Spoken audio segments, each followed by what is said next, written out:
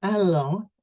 In honor of my book Tea Leaves, a memoir of mothers and daughters, being featured on the Adelaide Books website, I'm reading excerpts from the first chapter. Your grandmother read tea leaves. Startled, I looked up at my mother, sitting in her gold velour chair next to the end table, scattered with a few library books. From my mother's lips, this statement was a bad omen. My atheist, Bible-reading, skeptical of anything less than a scientific mother, had long been a woman who believed in nothing. Superstition, even applied to a previous generation, was not admissible. What you should see, her own face, probably. My mother shrugged. I made fun of her and told her she was old-fashioned and superstitious. Eventually, she stopped talking about it. I stopped to ponder the sliver passed to me about my grandmother. My mother's mother, who died when I was 12. I was 34 years old, and this was the first time my mother had told me that my grandmother had read tea leaves. Did she read them often? I don't know. Often enough, I guess. She used to read cards too, ordinary playing cards. She would take them from the deck and lay them out on the one table we had in the kitchen. An ace of hearts, good luck. An ace of spades, death. My mother's shudder punctuated the end of her sentence. She was 74, the same age as my grandmother when she died.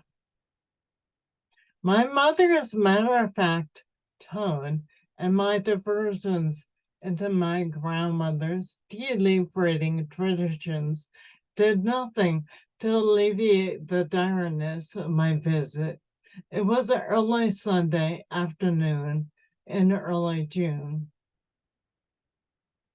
Earlier in the day, my partner Brumber and I had been clearing out cobwebs in the corners of the ceiling of the house that we had just bought and moved into. When I had the sudden urge to call my mother, my instincts were right. My mother told me in an uncharacteristically faint voice that she had woken up a few days ago with crushing pain in her sternum.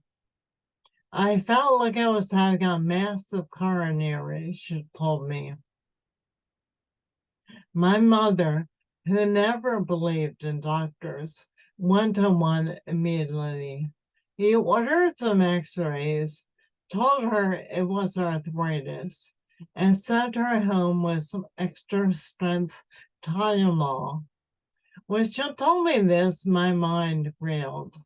This was my mother, someone who had walked 4 miles every day. Why didn't you call? I had asked her on the phone. I just did, she replied. I didn't argue, but the fact was I had called her. On the 45-minute drive over through the tree-lined streets of my neighborhood and onto the Pennsylvania Turnpike, I was in a panic about the conversation with my mother.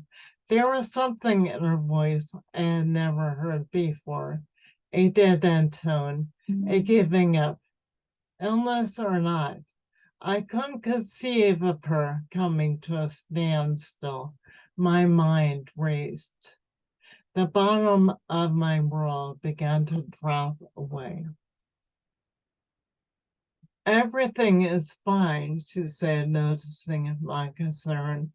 The extra strength Tylenol isn't working yet, but it will.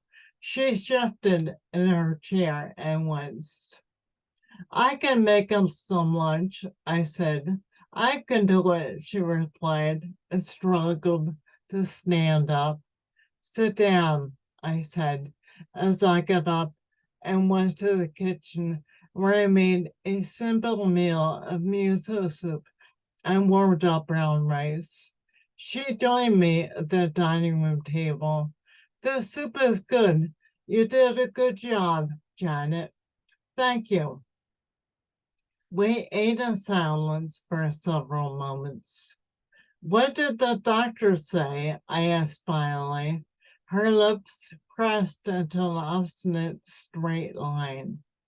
When I asked again, she told me the HMO primary physician she went to, a man whose office was in a house on the corner of the section where my parents lived, refused to give her a referral. The rheumatologist who my mother wanted to see was a woman doctor who she saw once before and liked. I wrote a letter to her, said my mother, but I didn't hear from her. Maybe we can call her, I replied. A letter is easy to overlook. The stony look on my mother's face told me that what was going on with her body was her business, and I simply could not drop in on her life and interfere. As my mother and I sat in the living room, the only sound was the ticking of my father's retirement clock on a high shelf, his reward for 35 years of working swing shift at the plant. There is more to my mother's silence than the privacy she wrapped around herself like a woolen shawl. By not telling me about her problems, she was protecting me. She was the kind of mother who didn't want her problems to become her daughter's problems. Through the years, my mother's auburn hair had faded to reddish beige. Now, as if it happened overnight, her hair had turned white. She stared at me with her green, yellow eyes, cocking her head at me in Alice curiosity. I, in turn, searched her face for clues. Was she reading her own tea leaves? In my 20s, having older parents meant that I began to worry about their well-being. Even when I didn't say anything, my mother would read my thoughts. It's hard watching your parents get old, she once told me gently. When we went for a walk at the shopping mall, she'd comment on the older couple she saw. One of them worse shape than the other, she said, and they're holding each other up. What happens when one of them falls over? There's no answer to a question. How could I reassure my mother about a future of which I also lived in mortal fear? My mother had always been active, walking, eating healthy foods, reading widely, taking an interest in life. But over the past several years, there were signs that she was withdrawing, with the medical professionals called shutting down, which can happen before the final stage of life. The first to go were her women's liberation marches. There weren't as many of them as in the early 70s when I was a preteen, and my mother took me with her. And later in the 1980s, when I encouraged my mother to come with me.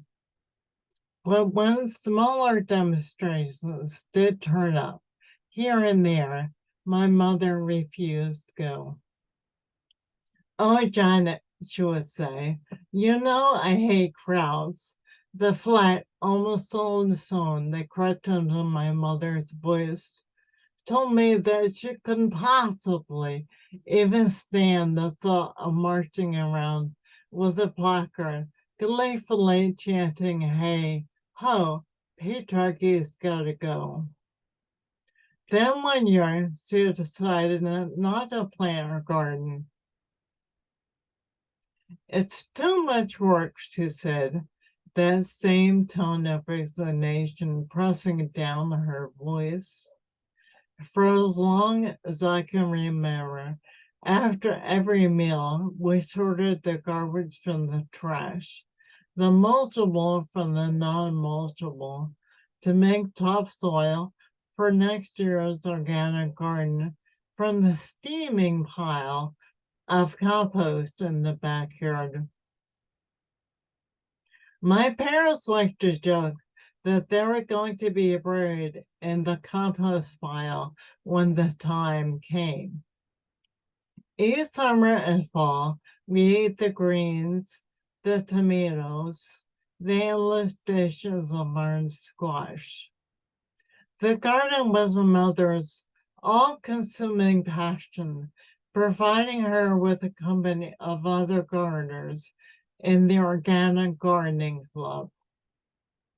Several times my mother canceled her plans at the last minute to come and see me. All she said was that she decided she didn't feel like coming and then hung up. The thought of her not being able to endure it anymore, of her simply laying down and not getting up, was inconceivable. I would miss her terribly. My mother's death was unimaginable because she was more than my mother. She was the earth that I sprang from. She was my genesis, my creation story. Like everyone else, I had not lost a parent.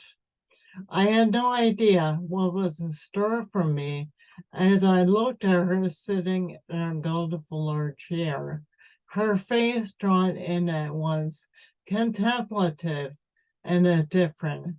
Occasionally, she was so likened to Catherine Hepburn, the inquisitive eyes, high cheekbones, candid manner, but with age, she looked less like a glamorous young woman and more like the tomboy that she had been as a child. And the pictures I stared into growing up: bowl cut hair, watchful eyes, stubborn chin. Her features in the photo reflected my own, yet I studied them like the pieces of a puzzle. Increasingly, as my mother aged, I heard the wavering strains of my grandmother's voice and hers. As we talked, I recognized under our conversation was another conversation, and under that, yet another. The cadences went back at least 3 generations. My understanding of my mother and myself had begun with my grandmother. It had taken the better part of a century for her lives to fuse into mine, often in the form of pedigrees gusting through me.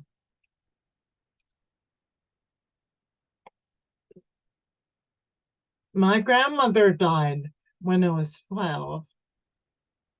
She was a spinner in the textile mills of Philadelphia, in the Kensington section where the old warehouses ran out old holes, broken down, abandoned.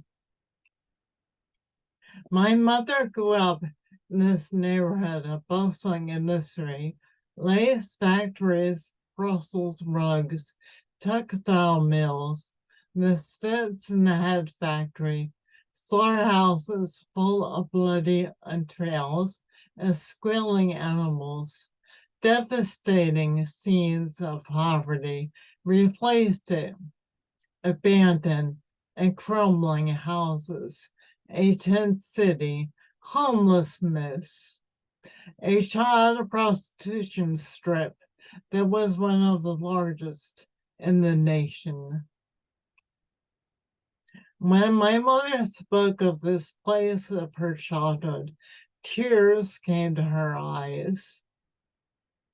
My grandmother Ethel, a devout Episcopalian, lifelong Republican, and wearer of white gloves, gave birth to my mother Jane, plain Jane, her childhood nickname, who became an equally devout atheist, burning her Bibles in the backyard, and a Democrat. My mother identified with the silent majority, but was a feminist ahead of her time. And when the women's liberation movement caught up with her, she joined it. When it was all enough, she sometimes took me with her, the two of us marching and attending rallies, waving our matching mother-daughter coat hangers at pro-choice events. I was the less adventurous one, hanging back and watching with something bordering on amazement as my mother heckled the hecklers and squeezed the balloon testicles of a Ronald Reagan cardboard cutout. My mother tossed away conventions with every year that she aged. Heels were replaced with comfortable walking shoes. Skirts were exchanged for trousers. Eventually, she discarded her bras for the skinny, strapped men's undershirts that she wore under her cotton blouses and short-sleeved shirts that looked tailored on her slender frame. When referring to her mother's insistence that she be more of a lady, my mother always said, "Who the hell did she want me to be, Jackie Onassis?" My mother married my father when she was 25 years old. The story was that they met on a blind date outside the nut house, and then they lived in the city for another 20 years. Then when my mother was 44 and I was 4, we moved to Levittown, a suburban tract house community built in the 1950s, one part industrial village, the other part American dream. With $100 down payment, the houses were affordable enough, and my father worked nearby at the chemical plant, one of the two major employers in the area, along with the steel mill. We lived on Quiet Road in Quincy Hollow. The street names in Levittown all began with the first letter of the section name, where my mother took her daily 4-mile walk. Every day, I go round and around these streets like a hamster on a treadmill, my mother would say. As an adolescent, I fanned my mother's frustrations into the flames of my own self-destruction. I was drinking and drugging at 14, driving at 16. The streets looped around my neck like a noose tightening. For me, drinking and drugging was a form of running away. When I was 5, I stored pilfered Cheerios, food for the road, in the bottom drawer of my bureau until a predator ant sabotaged my plans. I was always intending to be on my way to somewhere else, but the drinking and drugging of my adolescent years just dug me in deeper. Eventually, my mother gave me a few not so gentle shoves, and I ended up being the first in my family and the only one in my peer group to go to college. I lived at home and attended Temple University in Philadelphia, an hour's commute away. After graduation, I moved back to the city my parents had fled from, but as a college graduate in a community of intellectuals and artists, I was worlds removed from my origins. Despite my need to escape, I kept going back, along with the practical reasons of visiting my aging parents. The landscape where I grew up was embedded in me. There are many things that invade the lives of working class people, chief among the poverty, or in my case, the constant threat of it. There is resignation and frustration, a forbidding sense that things will never change. Then there is the internalized self-hatred, the futility of it all. The air I grew up breathing in Levittown was chemical laden. On clear days, the fumes were invisible. Overcast days, the air was a dirty glove clasped around our nostrils. When we drove past the marsh-lined road alongside the plant, the stench was the worst. My mother and I would hold our noses, and my father would call it the smell of money. It was my father's union job and my mother's skill at managing money that pulled my parents out of the poverty they had grown up in. Perhaps it was because of this belief in the American dream, be it reality or myth, that was visited with a vague, shimmering presence that eventually I came to call hope. Economic security can be a breeding ground for denial. My mother, feisty enough to have become mythic in the minds of my father and me, had always lived in mortal fear of losing my father. Her own father had abandoned her family when she was 7, and this no doubt foreshadowed her fear. But her concerns were practical ones. My father worked swing shift in the plant's boiler room. Accidents happened. Growing up in the industrial Northeast, I watched the plant explosions on the nightly news. Then there were the killers that were slow to strike. More than a few of my father's coworkers were felled by cancer of all types and early heart attacks. The summer I worked at the plant, when I was in college, a man fell over dead in the guardhouse before punching out his time card for the day. At the time, it all seemed so unfair and futile to me. A spot of asbestos showed up on my father's lungs x-ray. When my mother got the news, her face paled. My mother had always been the strong one. She was traditional in the role of housewife, revolving her schedule around my father's shift work hours, washing his work clothes for the 35 years he worked at the plant. But this didn't stop her from being the one who called the shots. We never expected that the hand that fed us will come out of the sky to strike her down. Today, My mother and I sat in her living room. It was cool in the house. My mother's feet rested on ottoman covered with a thread-worn tapestry.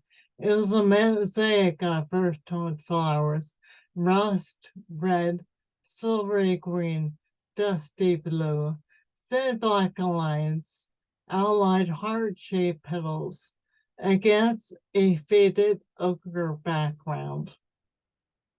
As my eyes traveled along the lines, I saw my grandmother standing with the other women in the long straight aisle between machines in the textile mill on tiptoe as she dropped the spindles on their spikes, crouching to check the weave, the warp, the weft.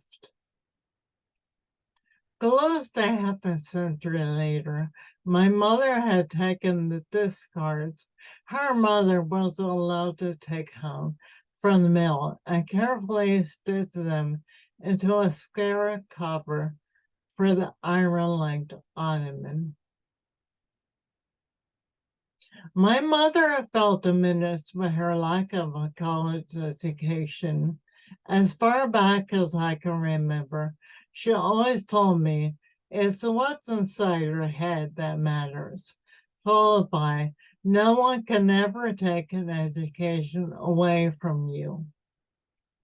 In graduating from college, I fulfilled my mother's ambitions, but at the same time, in achieving what she could not, I betrayed her.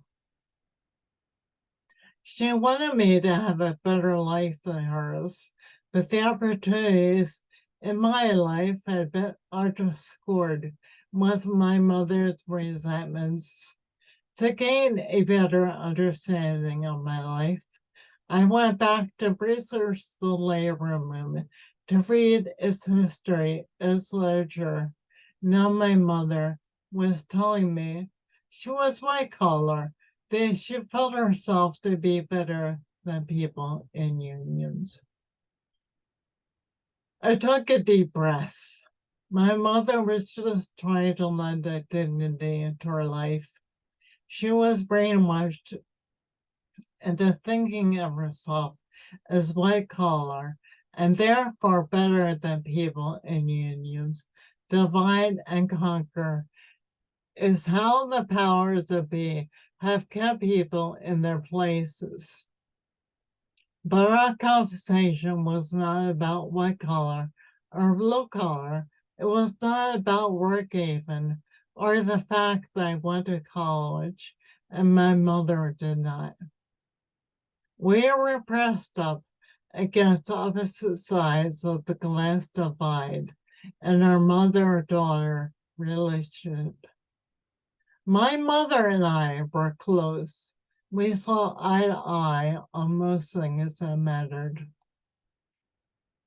We read the same books, lending them to each other, sometimes even going to the bookstore together and deciding jointly what we wanted to read. There were moments between us when she seemed more like my friend than my mother. At the same time, there's almost always an unspoken tension between us.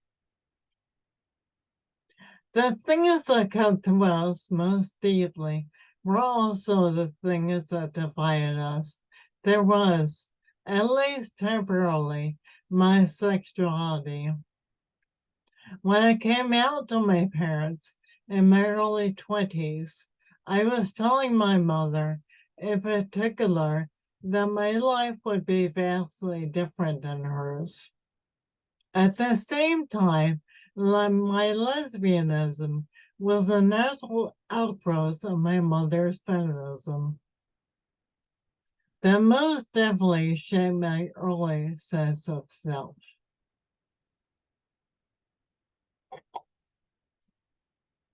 My life was too entangled with my mother's for comfort. An only child, I absorbed her like a sponge, losing a sense of where she left off and I began.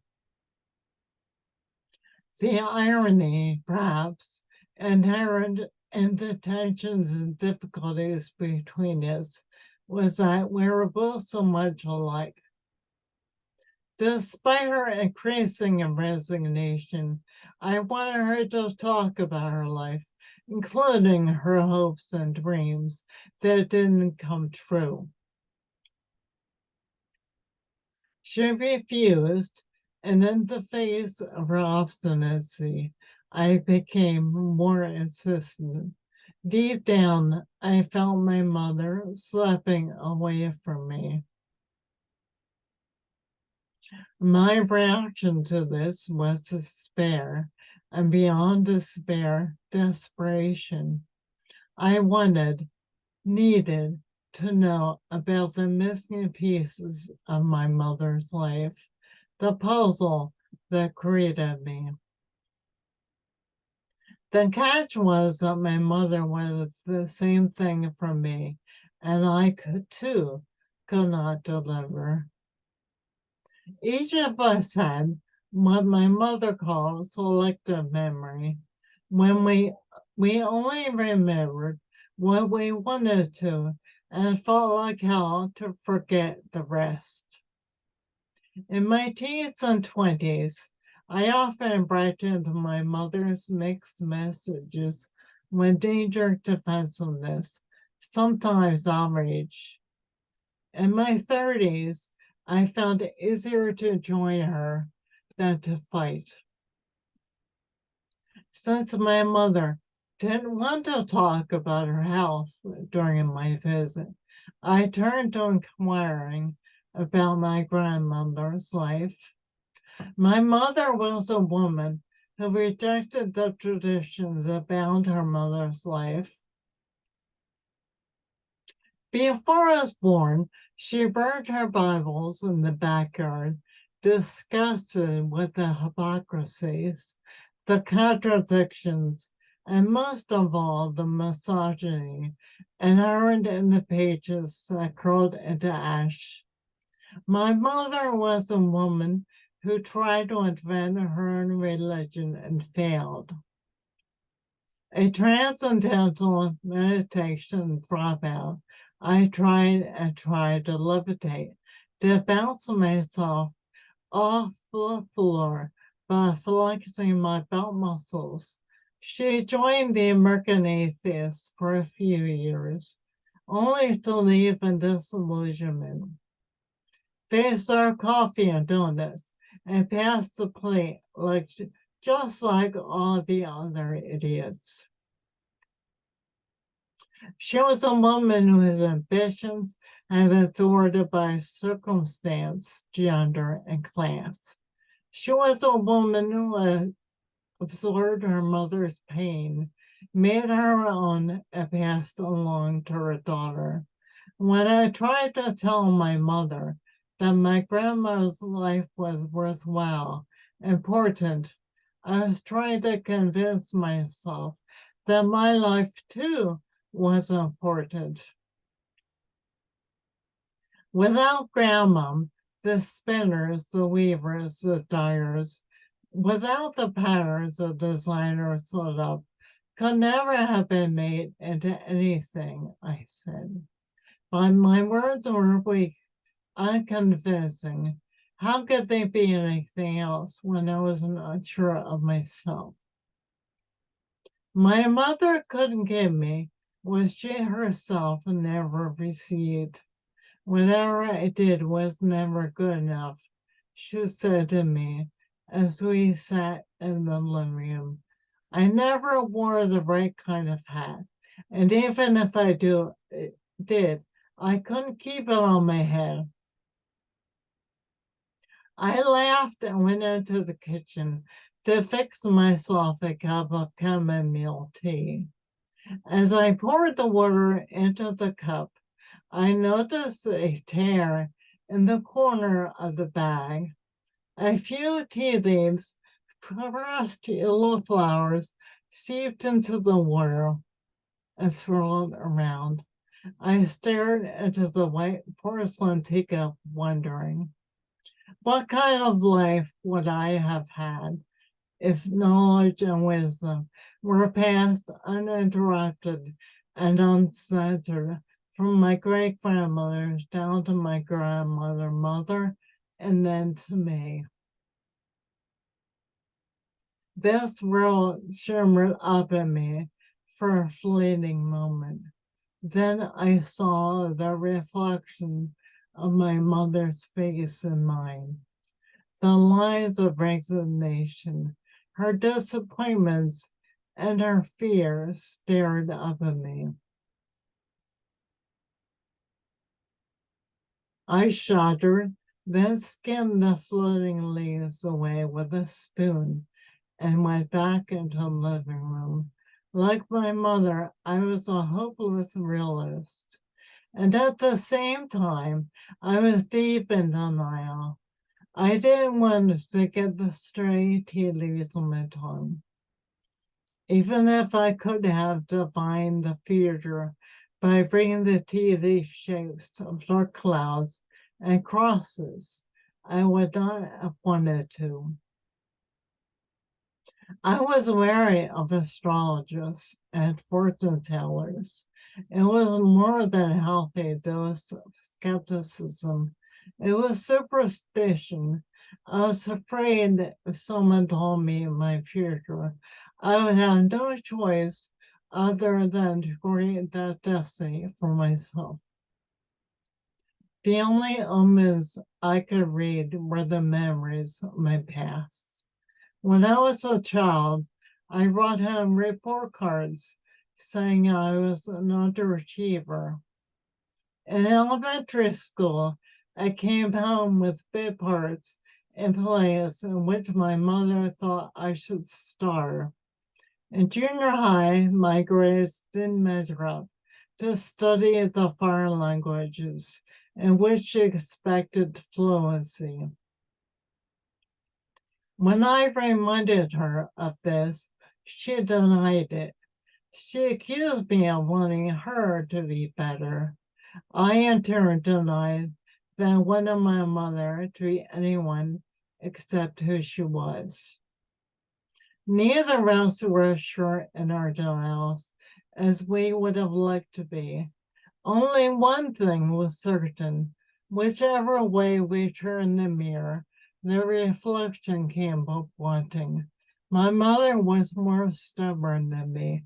Her mind was made up. Their lives, her mother's and her own, were wasted, good for nothing but survival. No amount of arguing or cajoling could have changed that.